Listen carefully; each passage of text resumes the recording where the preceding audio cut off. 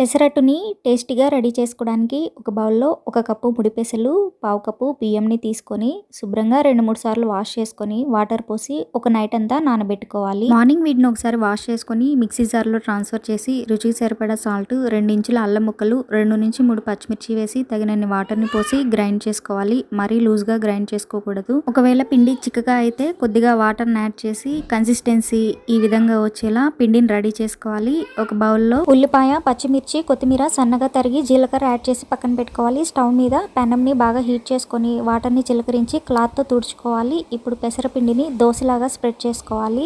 దోశ వేసేటప్పుడు మంటని లో ఫ్లేమ్లో పెట్టుకోవాలి. దోశ వేసిన తర్వాత హై ఫ్లేమ్లో పెట్టుకొని ఉల్లిపాయలని స్ప్రెడ్ చేసుకొని 1 టీ స్పూన్ ఆయిల్ యాడ్ చేసి దోశ ఎర్రగా కాలిన తర్వాత పెనం నుండి తీసేసుకోవాలి. దోశలు వేసే ముందు పెనం మీద వాటర్ జీలకరించి క్లాత్తో తుడుచుకొని వేసుకుంటే దోశలు క్రిస్పీగా వస్తాయి. ఇలానే మిగిలిన పిండితో దోశలు వేసుకుంటే టేస్టీ పెసరట్టు రెడీ.